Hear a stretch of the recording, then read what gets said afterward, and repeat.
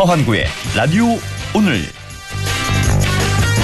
여러분 안녕하십니까, 허환구입니다. 대통령 직무대행인 한덕수 국무총리가 오늘 서울 청사에서 대국민 담화를 했는데요.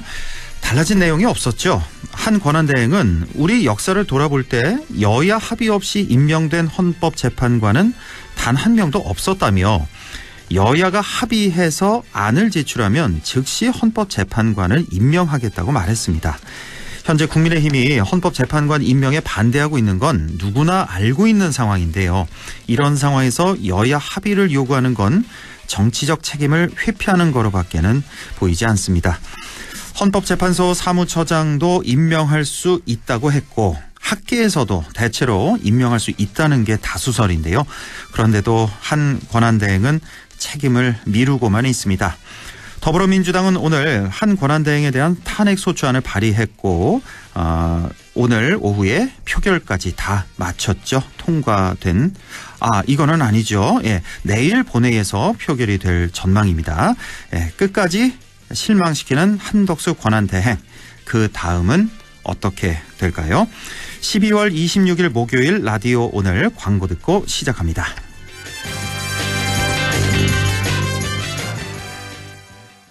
독일도 돌았다. 스위스도 돌았다. 대성 보일러도 유럽처럼 빙 돌았다. 원통형 콘덴싱으로. 대성 보일러가 만드는 유럽형 콘덴싱의 시대. 당신의 콘덴싱은 유럽형입니까? 대성이 내일을 위합니다. 대성 보일러. 팀장님, 연금도 투자하세요? 알아서 크는 연금은 없으니까 투자해야죠. 투자의 차이가 연금의 차이? 이제 연금도 투자다. N2 퇴직연금.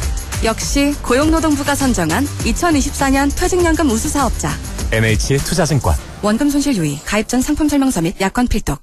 마음에 폭풍이 몰아치는 하루였다면 잠시 귀 기울여 보세요. 이 소리는 스트레스 감소를 도와주는 안마의자 LG 힐링미의 마인드 케어 사운드입니다. 휴식의 새로운 바이브 LG 힐링미 MX9. 캠코가 뭘 하는지 알아? 캠. 부채로 힘든 서민들이 다시 일어날 수 있도록 기회를 캠. 위기에 빠진 기업이 다시 도전할 수 있도록 가능성을 캠. 더 많은 국민이 국가 자산을 누릴 수 있도록 가치를 캠. 언제나 당신 편에 서서 대한민국의 자산을 희망으로 바꾸는 일, 우리가 가장 잘하는 일이니까 대한민국 희망을 캠. 이 캠페인은 금융위원회, 한국자산관리공사 캠코가 함께합니다. RSV 알고 계신가요? RSV는 독감 바이러스만큼 전염성이 강한 급성 호흡기 감염 바이러스로 영유아나 60세 이상 성인에서 감염 시 폐렴 등 심각한 합병증으로 이어질 수 있습니다. 주로 독감 바이러스와 비슷한 시기에 발생하는 RSV, 자세한 내용은 의사와 상담하세요. 이 광고는 RSV 질환인식 캠페인입니다. 2024년 연말 꼭 챙길 건 연금 절세 혜택. 연 900만원까지 연말정산 최대 148만원 절세. 미래에셋증권 연금 투자한 나 자신 만세. 절세도 투자다. 개인연금도 IRP도 역시 미래에셋증권. 원금 손실 유의 및 투자 전 설명 청취. 네, 조금 전에 오프닝에서 조금 혼란이 있었는데요. 오늘 국회에서 표결한 건 헌법재판관 3인에 대한 표결이 있었고 3명 모두 통과됐다는 거, 그리고 한덕수 대행 탄핵 표결은 내일 있다는 거, 내일 본회의에서 한다는 거 다시 한번 확인을 해드립니다. 자, 라디오 오늘 목요일 순서 시작합니다. 1부 안형진의 쾌도 난법 함께하고요. 2부 이슈 오늘에서는 청송 아이스 클라이밍 월드컵 소식 준비했습니다. 이어서 임미의 그래도 정치 함께하겠습니다. 라디오 오늘 많은 애청 바랍니다. 네, 안형진의 쾌도 난법, 안형진 변호사 나와 있습니다. 어서 오십시오. 네, 안녕하십니까. 안형진 변호사입니다. 네, 오늘 아주 주황색 모자가 아주 인상적입니다. 처음 보는 모습이네요. 캐주얼한 모습은. 네, 좀 힙하게 와봤습니다. 항상 양복 입고 오시다가. 네. 자, 벌써 오늘이 마지막 방송이네요. 그렇죠. 올해 마지막 방송. 네네. 안형진 변호사의 쾌도 난법. 자, 지난 1년 동안 뭐 여러 가지 이슈에 대해서 짚어주셨는데. 네. 법적인 관점에서 또 지역 주민의 관점에서 이렇게 살펴봤는데요. 오늘 마지막 시간이니까 올해 있었던 일 총 정리하는 그런 시간 준비하셨다고요? 네, 그렇습니다. 매주 목요일 퇴근 시간대라는 황금 시간대에 또 공적인 자원인이 귀중한 전파를 사용하는 만큼 방송에 어떤 내용을 담아야 하나 매번 고민을 해왔는데요. 중앙의 이슈에 대해서 논평하거나 대안을 제시하는 것보다는 중앙에서는 관심을 가져주지 않지만 우리 지역 주민의 삶에 직접 영향을 주는 우리 지역의 이슈를 방송 권역인 경북 북부 주민의 시각에서 살펴보는 진짜 우리 지역의 안영진의 쾌도난법, 즉 경북 북부에 그리고 북부를 위한 북부에 의한 방송이 되는 것이 맞다는 기조 아래에서 방송을 계속 해왔습니다. 그렇습니다. 또 중앙 이슈 다루는 코너가 또 따로 있으니까. 그렇습니다. 안영진의 쾌도난법은 우리 지역의 문제를 이렇게 1년 동안 다뤘다. 네. 예. 그런 맥락에서 올해 가장 핫한 이슈들을 몇 가지 뽑아보면요. 예. 무엇보다도 경북 대구 합병 문제를 들 수 있을 것입니다. 네. 원래 갑자기 홍준표 대구시장이 갑자기 급하게 밀어붙여가 추진을 하고 있는데요. 초반에 경북 북부 지역에 거의 모든 정치인들이 잠잠할 때 그때 참 답답하셨을 겁니다. 주민들께서도. 예. 근데 거의 최초로 제가 이 방송에서 공개적으로 합병 반대 의사를 밝히고 싸워야 된다라는 취지로 말씀드린 적이 있는데요. 예. 이제 지역의 우리 경북 북부의 대세는 이제 모든 정치인도 그렇고 합병 반대다 이렇게 와서 다행으로 생각하고요. 보람도 느낍니다. 결론적으로는 그렇습니다. 만약에 합병을 한다면은 현재 도청 소재인 안동 예천의 도청을 그대로 두느냐 안 두느냐에 대해서 명확한 말이 없습니다. 예. 그냥 뭐 포항에도 두고 뭐 경북 안동에도 두고 대구에 두고 서로 사이좋게 하면 되냐 이런 건데. 맞아요. 예. 이거는 말이 안 됩니다. 마치 결혼할 때 신혼집이 어딘지 정해놓고 해야지 신혼집은 뭐 그 다음에 하자 뭐 이렇게 하면 이게 되겠냐 이 말이죠. 그러네요. 예. 네. 예. 그냥 살아보자 그러면 예. 누가 시집 옵니까? 맞습니다. 하물며 이런 중차대한 두 단체 합병을 논하면서 도청의 위치는 뭐 다 뭐 외부남대지 이런 식으로 어정쩡하게 넘어가는데 있을 수 없는 일입니다. 근데 이대로 간다면 예상컨대 당연히 그렇죠. 대구로 본청이 가는 거죠. 그렇죠. 이렇게 된다면. 그렇습니다. 예. 그래서 우리가 반대할 수밖에 없는 건데 대구시의 현재 상황을 보면 신청사를 신축한다고 대규모로 지금 추진하는 중입니다. 예. 결국 합병이 되면 본청 기능은 대구로 가게 된다 이런 건데요. 예. 본청 기능이 대구로 가게 되면 경북 북부의 다른 여러 도 단위의 그 관공서들은 다 분사무소 형식으로 급이 낮아지겠죠. 네. 그리고 도청이 있으면 도청 소재지란 이유로 여러 정주 여건 개선이 이루어지는데요. 뭐 호텔, 병원, 수영장 등등 수많은 이제 기반 시설을 들 수 있습니다. 네. 이런 것들도 그 추진의 동력을 잃는다는 의미가 되겠습니다. 그래서 경북 북부 주민들이 똘똘 뭉쳐서 이 대구 중심의 경북 대구 합병을 막아야 된다는 여론이 현재 비등합니다. 네. 정치권에서 이를 좀 알아야 되는데요. 뭐 우리 경북 북부에 4명의 국회의원이 있습니다. 국민의힘 소속인데요. 지역구로 치면요. 안동 예천 김영동, 상주 문경 이미자, 영주 영양 봉화, 임종덕, 울진 영덕 청송 의성의 박형수 의원이 있습니다. 좀 더 분명한 의사를 밝혀주고 함께 주셔야 된다는 걸 말씀드리셨고 다행히 그 의성 출신의 더불어민주당 비례대표죠. 임미애 의원은 강하게 지금 목소리를 내고 있다라는 점을 밝혀두고 싶고요. 예. 그리고 이와 관련된 이슈인데요. 막 이런 상황에서 대구의 안동댐 물을 어떻게 대주겠느냐 이거 안 된다. 맑은 물 하이웨이 사업. 그렇습니다. 저번에 한번 짚어주셨죠. 그렇습니다. 예. 이게 맑은 물 하이웨이 사업인데요. 약 2조 원 넘게 들여서 도수관로를 안동댐에서 쭉 뚫어서 안동댐 물을 대구로 주겠다 이런 사업입니다. 예. 그래서 이것도 간단히 말씀드리면 대구시청이 너희들 이런 식으로 다 뭐 도청 가져간다고 하면은 우리 안동하고 예천은 안동댐 물 못 준다라고 당당하게 좀 대응을 할 필요가 있다는 거죠. 그렇습니다. 첫 번째로 대구 경북 행정 통합 문제 짚어주셨고 두 번째는 뭡니까? 그래서 이게 우리 경북 북부에 이 국제 규격의 수영장 건설을 필요성 제기를 한 점을 들 수 있는데요.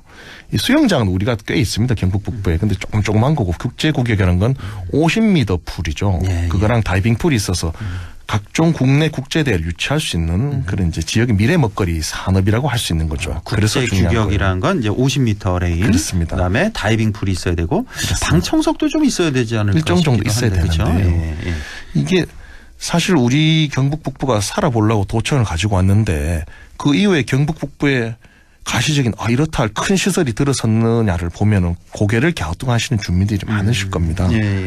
변변한 국제규격의 수영장 하나가 경북 북부에 단 한 곳도 없는데요. 뭐 상급종합병원은 물론입니다. 있는 게 없어요. 반면에 경북 김천에는 국제규격의 50m 프리조 수영장이 벌써 2006년에 준공을 했습니다. 예. 20년이 지난 현재도 우리 경북 북부에는 번듯한 국제규격 수영장 하나 없는 것인데요. 이것만 봐도 경북 남부하고 경북 북부의 불균형적 발전이 얼마나 심했는지, 또 우리가 그동안 뽑아주고 내가 재선이요 3선이요 했던 우리 지역구 의원들이 도대체 뭘 했는지 의문이 든 대목입니다. 예. 국제 규격의 수영장 건설 필요성 네. 뿐만 아니라 상급 병원도 많이 강조를 해줬고, 호텔은 뭐 얼마 전에 또 저기 신도시, 예, 다행히 도청 신도시에 들어섰습니다. 규모가 뭐 그렇게 큰 거 같지는 않은데 어쨌든 없는 것보다 나으니까. 그렇죠. 없는 것보다 나은데, 참고로 지금 영덕에는 예. 그 고급 예. 고급 이제 특급 호텔이라고 리조트가 하던데. 들어섰습니다. 그 바다 곁에. 맞습니다. 지난 12월 24일에 그렇죠. 개관을 했다고 하던데. 풀빌라도 있고 호텔식도 있는데 다 전객실이 바다 조망이고, 그 청송에 그 리조트를 운영하는 소노 그룹이 또 거기 위탁 운영을 맡았는데요. 한 예산이 한 1,300억 정도 들어서 지어놓고 위탁 운영을 맡기는 거죠. 공사 비용이 참 1,300억인데 그런 어떤 대규모의 관광 유발적인 어떤 숙박 시설이 우리 경북 북부에 자꾸 들어서야 되지 않느냐라는 생각을 좀 하고요. 예. 자, 이제 세 번째 마지막이죠. 네. 이게 굉장히 유명하고 말도 많고 탈도 많은데 전혀 개선이 안 되고 있는 우리 안동 도산면에 있는 안동 국제 컨벤션 센터의 문제입니다. 예. 아직도 해결이 되지 않고 있는데요. 사실 그렇습니다. 지금 지역이 미래 먹거리 산업을 추진하면서 마이스 산업을 많이 지금 염두에 두고 있습니다. 예. 포항도 포엑스를 짓는다고 하고 있고요. 지금 추진 중입니다. 포엑스. 예.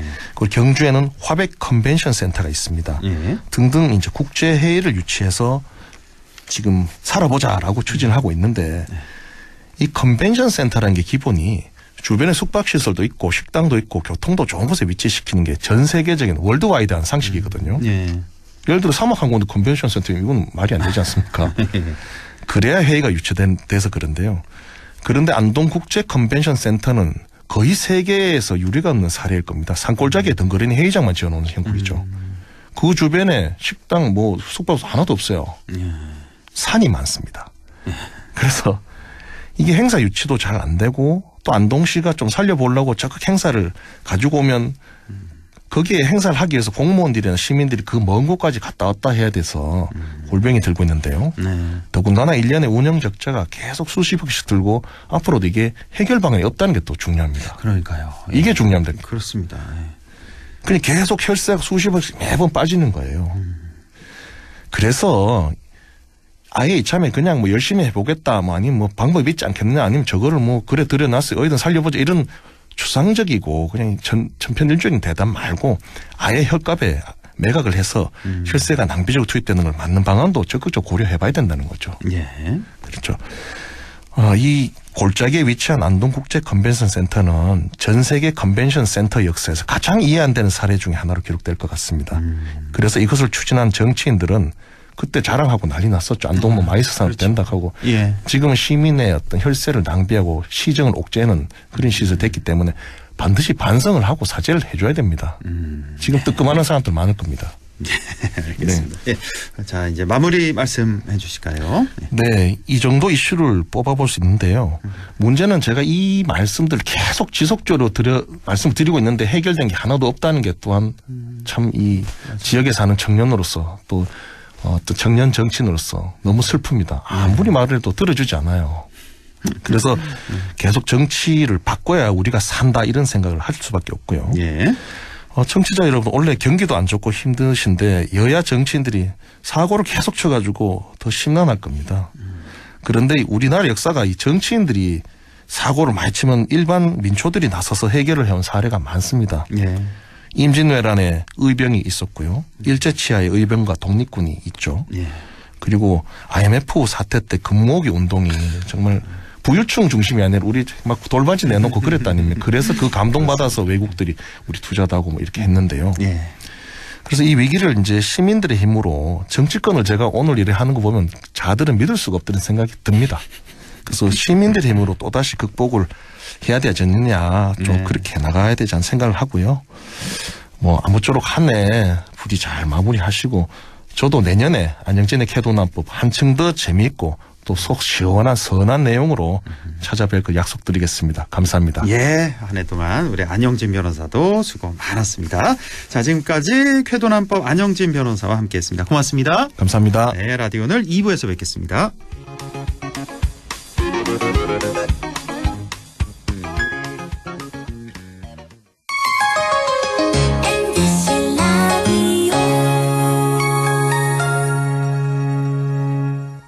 나에게 딱 맞는 대학, 나에게 꼭 맞춘 대학.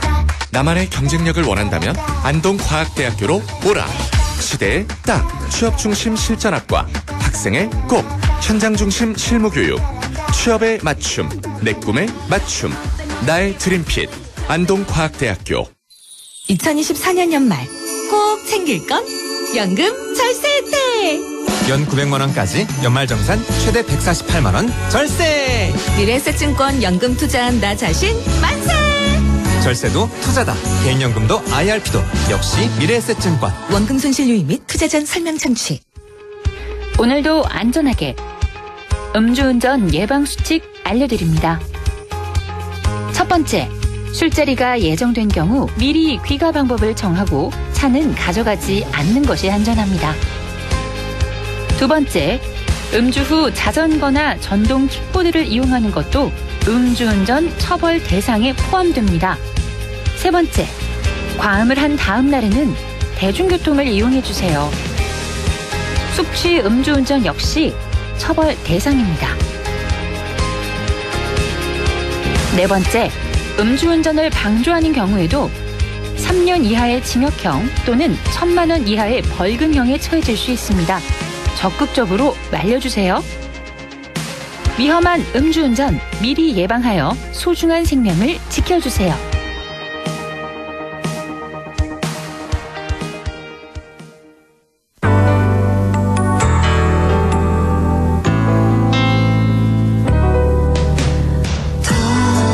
어렵던 날도 많았죠. 우리 함께 한다면 따스함을 느껴요. 사랑이 있어요. 소중한 꿈을 이뤄봐요.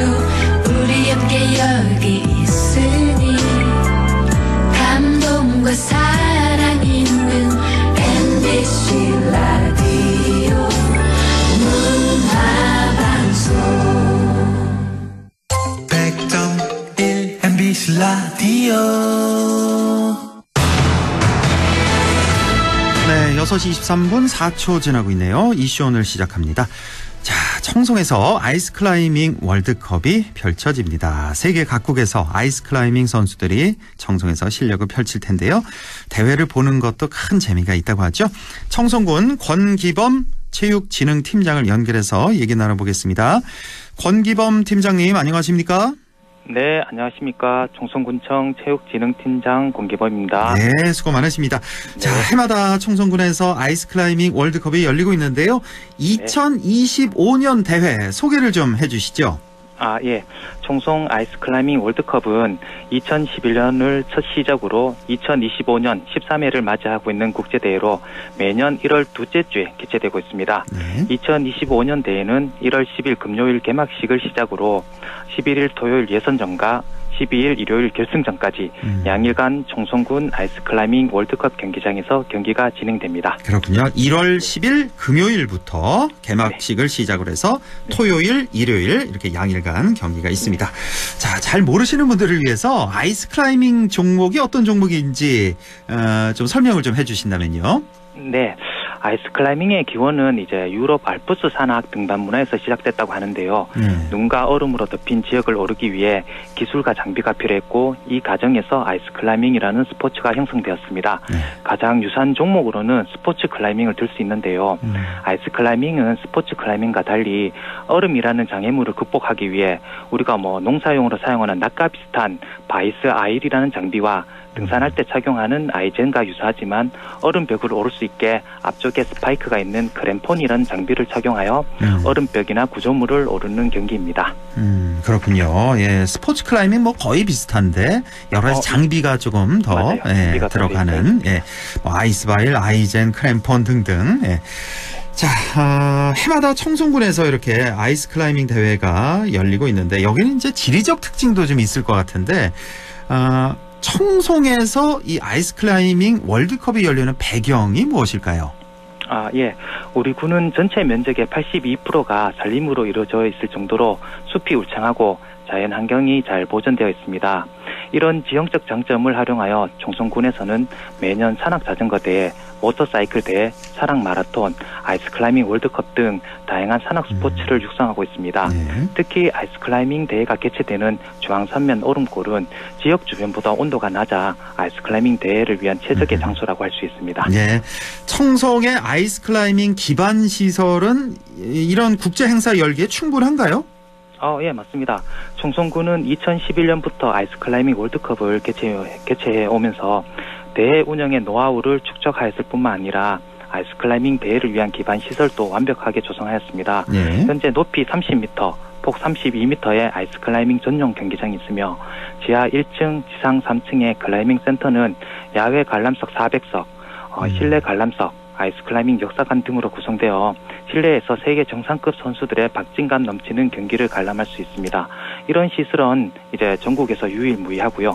세계적으로도 최고의 시설로 인정받고 있습니다. 우리나라 최고, 세계적으로도 최고의 시설로 인정받고 있다. 야외 관람석도 또 400석 마련을 해두고 있군요. 저는 관람석이 따로 없고 그냥 거기 이렇게 서서 보는 줄 알았더니. 초창기에는 그랬는데 이제 시설을 투자해가지고 지금은 완벽하게 조성되어 있습니다. 그렇군요. 예. 자, 어떻게 이 아이스 클라이밍 월드컵이 치러지는지도 좀 궁금한데 그 월드컵 대회 종목이라든지 뭐 참가 선수들은 어느 정도나 되는지 이것도 좀 궁금한데요. 네. 아이스 클라이밍 월드컵은 이제 두 가지 종목으로 나눠서 진행됩니다. 난이도 문제를 푸는 리드 경기와 속도를 겨루는 스피드 경기입니다. 리드 경기는 이제 선수들이 정해진 시간 안에 구조물을 얼마나 높이 오를 수 있는지를 평가하는 경기고요. 스피드 속도 경기는 12m의 얼음벽을 얼마나 빨리 오를 수 있는지를 겨루는 종목으로 짜릿한 긴장감과 박진감이 느껴지는 종목입니다. 이게 그거죠? 왜 마치 거미가 이렇게 올라가듯이 쭉 빨리 올라가서 거의 버튼 딱 누르면 끝나는. 네. 그게 보면 이제 잘하는 선수는 이제 6초, 12m를 한 6초 만에 올라가 거의 뛰어간다고 봐야 됩니다. 그렇네요. 예. 네. 그리고 지금 세계 각국에서 이제 아이스 클라이밍 전문 선수들이 이제 국제산악연맹에 등록된 실력을 인정받은 정상급 한 18개국 100여 명 이상의 선수들이 출전합니다. 외국 선수들이 한 100여 명, 18개국에서 온다. 아직 올해 12월 말까지 지금 등록을 받고 있는데 보통 이 정도 수준은 참가를 합니다. 항상 한 100여 명 이상 선수들이 출전한다는 거. 자, 아이스 클라이밍이 아직은 올림픽 정식 종목은 아닌 걸로 알고 있는데 지난 도쿄 올림픽인가요? 거기서 스포츠 클라이밍 정식 종목 됐잖아요. 예, 맞습니다. 그렇죠. 예, 이제 동계올림픽에서 이제 아이스 클라이밍이 이제 정식 종목이 아직까지는 아닌데 앞으로 좀 정식 종목이 될 가능성은 어느 정도나 있습니까? 네. 지금 이미 2014년 소치 동계올림픽에서 시범 종목으로 이제 처음 소개되었고요. 2024년 전국 동계체전에서 처음으로 아이스 클라이밍 정식 종목으로 채택되어 대회를 성황리에 마쳤습니다. 이처럼 국내뿐 아니라 세계 여러 국가에서 아이스 클라이밍에 대한 인지도가 높아지면서 정식 종목 채택을 위한 기반을 점점 다지고 있습니다. 오는 이제 2030년 제26회 알프스 동계올림픽이 프랑스에서 개최되는데요. 어느 시기보다 아이스 클라이밍이 정식 종목 채택 가능성이 높은 대회입니다. 2020년 도쿄올림픽에서 스포츠 클라이밍이 정식 종목으로 채택되었듯이 그 뒤를 이어서 2030년 알프스 동계올림픽에서 아이스 클라이밍이 정식 종목으로 채택되어 시청자 여러분들이 TV를 통해 한국 선수들이 금메달 따는 모습을 볼 수 있도록 청송군이 국제산악연맹, 대한산악연맹과 함께 노력하도록 하겠습니다. 그렇군요. 우리나라 선수들의 경기력이 어느 정도 되는지 이것도 좀 궁금한데 이 월드컵, 청송에서 월드컵 대회 열리면 우리나라 선수들이 좀 금운동 좀 많이 이렇게 입상을 하나요? 어느 정도인가요? 저희가 이제 기반 시설 확충해서 이제 세계 정상급 선수들로부터 이제 경쟁을 많이 해왔기 때문에 예전과 비교하면 실력이 대단합니다. 아이스클라이밍 이제 대회를 개최한 초창기와 비교해 볼 때 최근에는 이제 그 박규용, 심은선, 이영건 선수 등 한국 선수가 세계 랭킹 1위를 차지한 등 그 아이스클라이밍 강국입니다. 대한민국. 아, 그렇군요. 아, 우리나라 선수가 이제 세계 랭킹 1위까지 차지하는 그 정도 수준이군요. 네, 맞습니다. 그러니까 뭐 올림픽 정식 종목 되면 충분히 금메달도 노려볼 수 있는 그런 거군요. 네. 자, 어떻습니까? 그 2011년부터 이렇게 쭉 월드컵을 유치해 오고 있는데 제 기억으로는 지난 코로나 때 좀 잠시 멈추지 않았었나요? 20년? 예. 그렇죠. 한 2회 정도 건너뛰었고 네. 나머지는 이제 계속 매년 유치를 하고 있는데 그동안 어떻습니까? 이렇게 유치를 하면서 기대만큼의 효과가 좀 있었는지 좀 궁금한데요. 예, 직접적으로 이제 국내외 선수들과 관람객들이 우리 지역을 방문하여 숙박, 식사, 관광 등 지역 경제 전반에 긍정적인 영향을 미쳤습니다. 특히 특산품인 사과와 지역 농산물 판매도 늘어나 지역 주민들에게 실질적인 도움이 되었고요. 그 무엇보다 이제 청송군의 국제적 인지도 상승에 기여한 부분이 있습니다.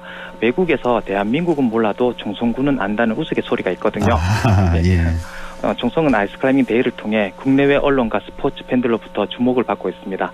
자연이 아름다운 우수한 대회 운영으로 아이스클라이밍 메카라는 이미지를 확고히 다지고 있습니다. 네, 그렇군요. 청송하면 사과가 제일 먼저 생각나거든요. 사실 사과, 주산지 주황산 뭐 이렇게 생각나는데 이제는 아이스 클라이밍을 먼저 떠올리는 그 정도가 됐다. 거. 자, 이제 마지막으로 많이들 좀 와서 구경하시라고 초대 한 말씀 부탁드립니다. 네. 청송군에서 펼쳐지는 2025 청송 아이스클라이밍 월드컵에 여러분을 초대합니다. 세계 정상급 선수들이 청송 얼음골에서 펼치는 박진감 넘치는 경기는 물론 청송의 아름다운 자연과 다채로운 체험 프로그램도 준비되어 있으니 가족, 친지분들과 함께 특별한 겨울을 만들어 보시기 바랍니다. 1월 11일부터 12일까지 열리는 이 멋진 겨울축제에 많은 관심과 참여를 부탁드립니다. 청송에서 만나요. 기다리고 있겠습니다. 네, 청송 아이스 클라이밍 월드컵. 자, 청송 얼음골에서 열립니다. 1월 11일부터 12일까지 양일간 토요일, 일요일 열립니다. 많이들 가서 구경하고 오시면 좋겠습니다. 자, 지금까지 청송군 문화경제과의 권기범 체육진흥팀장과 함께했습니다. 고맙습니다. 네, 감사합니다. 라디오 오늘에서는 청취자 여러분의 참여를 기다리고 있습니다. 우리 지역에서 발생한 사건 사고 소식이나 함께 토론하고 싶은 내용을 안동 MBC 홈페이지 라디오 오늘 게시판에 올려주시기 바랍니다. 전화와 문자 참여도 하실 수 있습니다. 전화는 851국에 7191번, 문자는 샵 0913번으로 보내주시면 됩니다. 문자는 단문 50원, 장문 100원의 정보 이용료가 있습니다. 여러분의 많은 참여 바랍니다.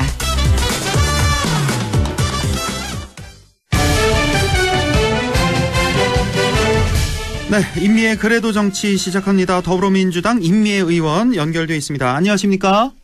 네, 안녕하세요. 임미애입니다. 아유, 목소리가 안 좋으시네요? 네. 감기 걸리셨어요? 감기 기운이 있어서. 아이고, 그렇구나. 예, 네. 예. 자, 오늘도 국회는 바빴습니다. 오늘 오후였죠. 헌법재판소, 네. 재판관 동의안 표결이 있었는데, 오늘 그 내용 좀 잠깐 설명해 주시겠어요? 오늘 표결 어떤 상황이었는지? 저희가 2시에 본회의에서 헌법재판관 3사람에 대한 그 표결이 있었거든요. 근데 본회의 하기 전에 그 한덕수 권한대행이 기자회견을 했잖아요. 그래서 여야가 합의해가지고 와라라고 얘기를 하는 거예요. 그런데 저는 그 얘기를 들으면서 정확하게 표현을 하면 오늘 2시에 저희 표결에 국민의힘 의원도 참여를 했어요. 4사람이. 표결에?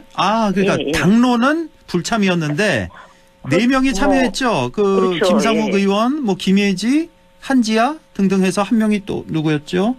예, 저희가 숫자로는 4명으로 지금 파악을 하고 있는데요. 4명 맞습니다. 4명 맞아요. 그래서 그 4명이 참석을 했다는 소리는 조경태 이미 의원. 국민의힘 의원도 표결에 참여했다는 소리가 되거든요. 그렇죠. 그러면은 그렇게 치면은 여야 합의해갖고 와라라는 말 자체가 성립되지 않는 거고요.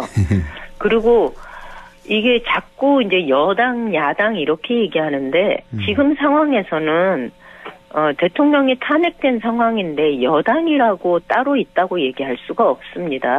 이럴 때는 오히려 국회가 합의해가지고 와라라고 얘기하는 것이 맞지요.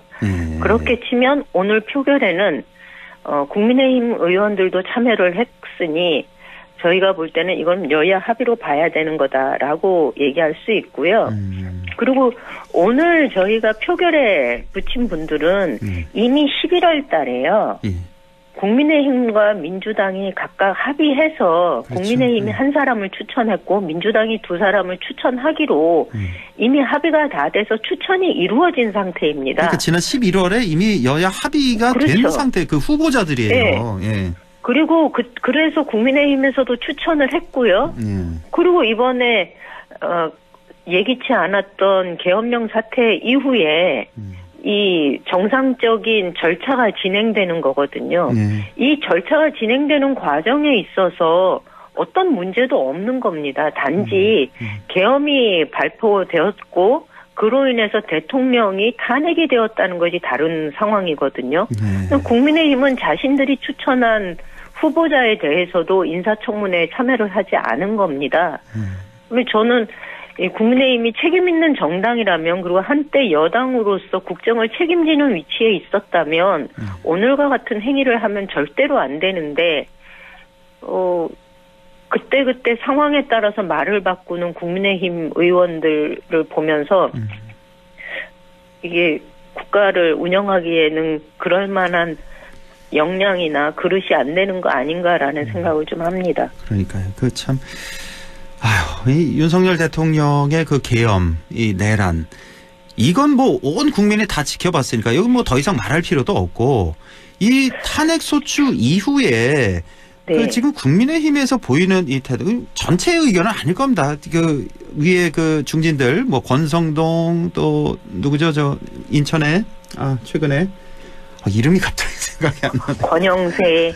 권영세는 이제 저기 인천 이번에 미추홀구에 비대위원장 맡으셨고 미추홀구에 윤상현 윤상현 등등해서 지금 거의 그 계엄 이후에 그 발언 내놓은 거 보면 거기가 사실 더 놀라워요. 와 정신이 어떻게 이 국회의원이 이런 소리를 할 수 있지? 이 내란 앞에서. 예.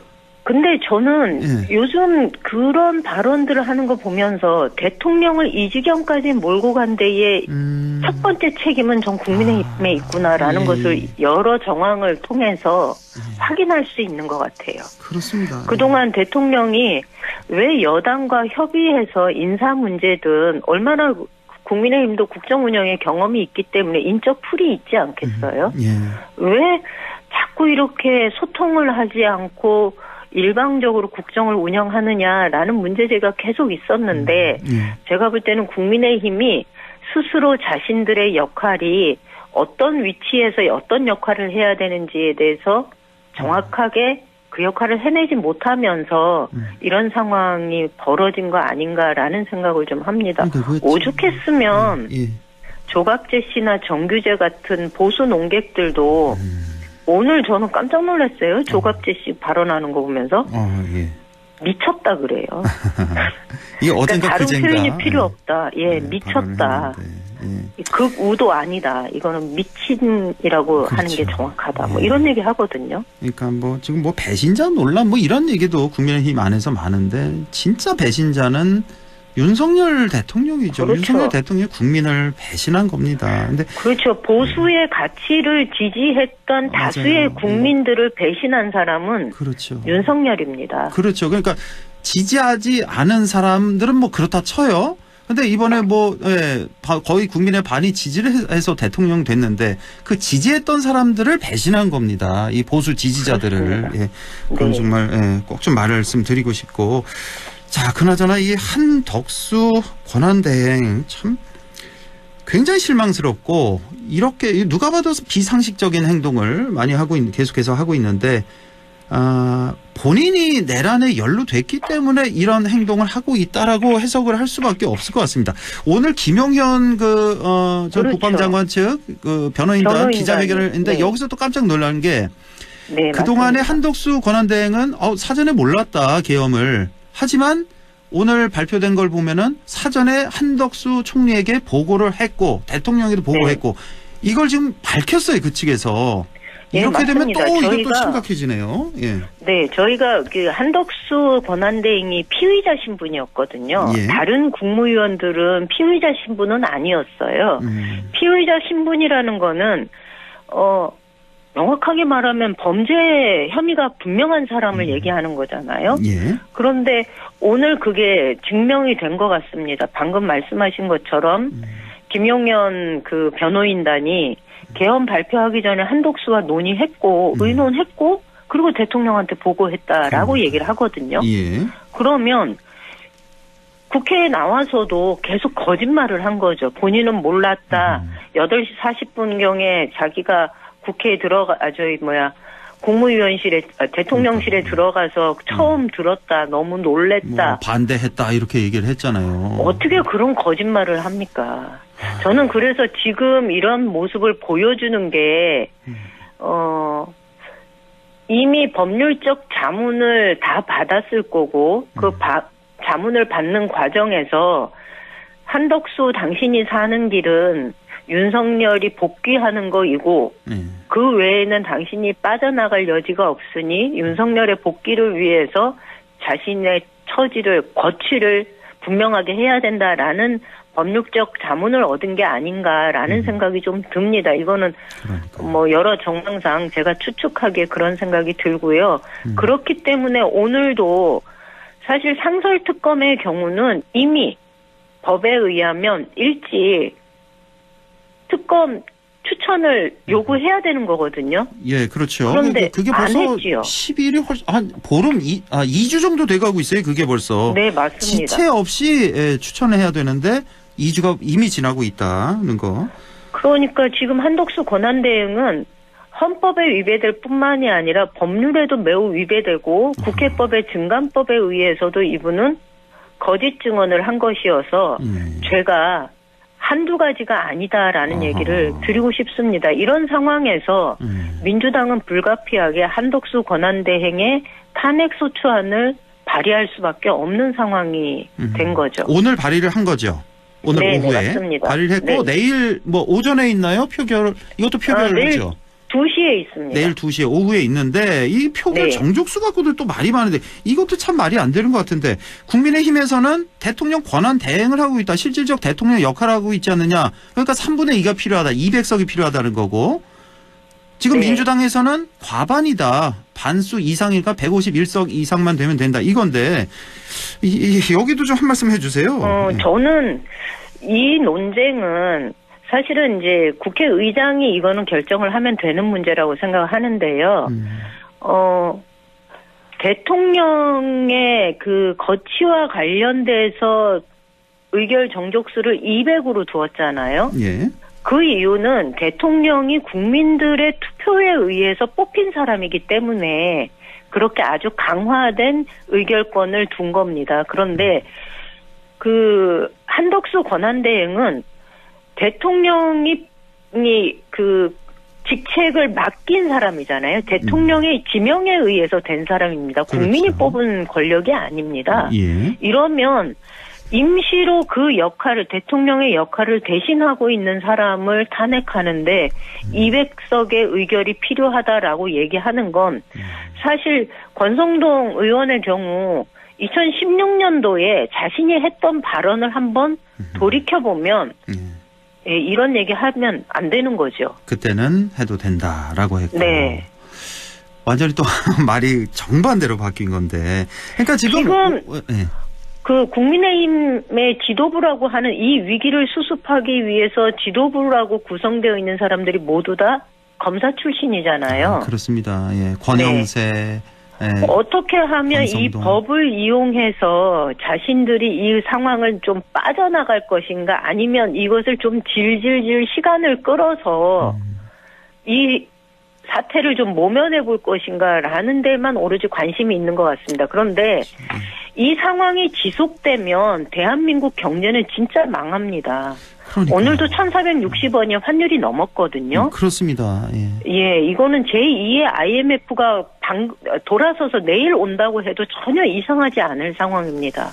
거기다가 그러니까 외국과의 외교 관계에 있어서도 굉장히 위험하고 결국 우리 국내의 정치적인 불확실성을 빨리 제거하는 것이 필요한데 그러기 위해서 국민의힘이 머리를 맞대야 할 상황에 어떻게 해서든지 간에 이 상황을 모면하기 위해서 시간을 끌고자 하는 이렇게 전략을 구사한다면 저는 국민들로부터 국민의힘이 절대로 살아남을 수 있을 거라고 생각하지 않습니다. 그렇습니다. 예, 말씀 너무 잘해 주셨습니다. 지금 우리나라 경제, 민생, 외교 이게 지금 완전 벼랑 끝에 있는 상황인데 그러니까 이 국회의원이라는 사람들이 국가 전체의 이익이 최우선시 돼야 되잖아요. 나라가 살아야 뭐 내가 있는 거니까 국가 이익보다는 맞습니다. 정당, 자기 당 이익을 보고 자기 당 이익보다는 자기 자신의 이익을 우선시하는 거 이게 가장 큰 문제다는 거고 저는 참 이 욕심이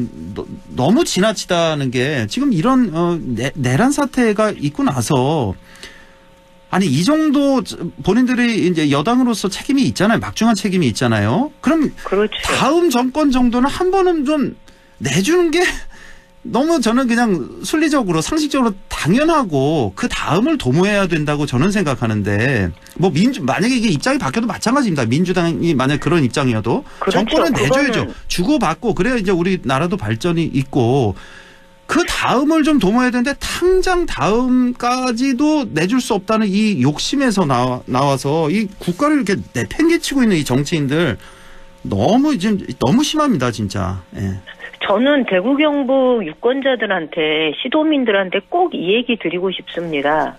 아까 여러 차례 이야기가 되었지만 대구 경북 시도민들이 보수 정당에 대해서 보여주었던 그 길고 긴 세월의 애정은 그 애정과 관심을 배신한 사람은 윤석열입니다. 그리고 지금 이렇게 이 국내외적으로 어려운 상황에서 나라를 혼란으로 계속 끌고 가는 것은 명백하게 국민의힘입니다.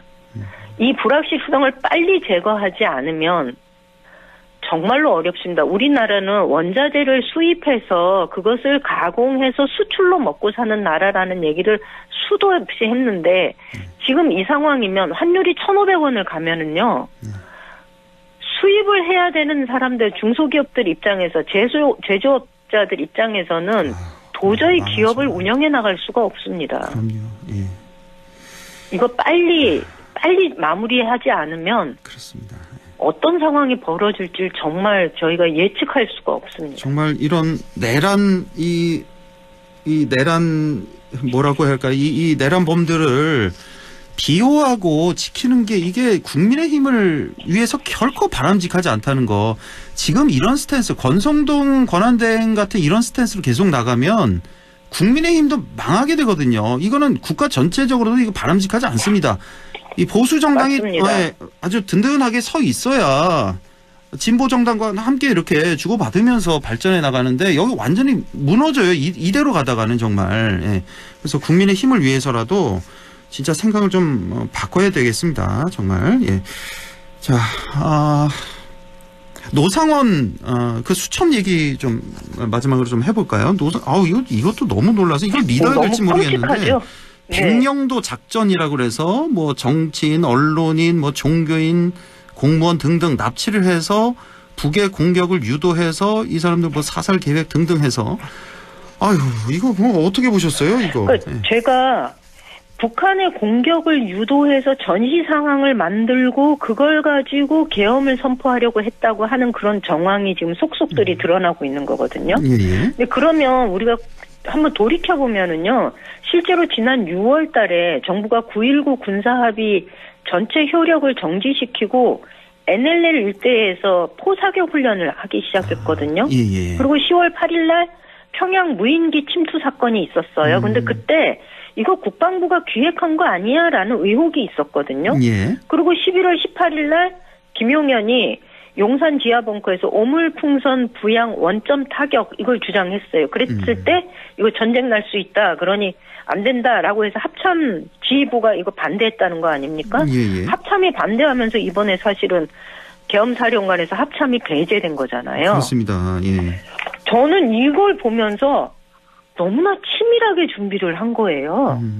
만약에 정말로 윤석열 정부가 북한의 공격을 유도해서 국가 비상사태를 조성하고 그래서 비상계엄을 선포할 계획이었다면 이건 외환죄도 적용될 수 있고요.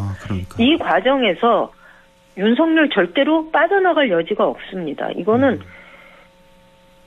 계엄을 위해서 국방을 위험에 빠뜨린 건데 이건 요즘 외환유치죄라는 말이 있더라고요. 근데 이거는 외국과 사전에 통모해서 전쟁의 시작을 열게 하는 죄라는 거예요. 그래서 이거는 처벌이 사형이나 무기징역뿐이라고 합니다. 그러니까요. 그러니까 뭐 내란죄뿐만 아니라 이 외환죄도 지금 상당히 이 혐의가 짙어 보이는 이게 계속 이제 증거가 나올 수밖에 없고 그런 상황입니다. 아우 지금 정말 이런데도 다시 복귀할 꿈을 꾸면서 어제 그 예배 그 미사인가요? 예배 드렸다는 그런 사진 보면서 국민들 또 한 번 또 가슴이 또 답답해지는 그 상황을 볼 수가 있었고 지금 보면은 내란 속의 윤석열 대통령은 지금 버티고 있고 꿈을 꾸고 있고 그 동조범들이 지금 스멀스멀 힘을 지금 모으고 있는 형국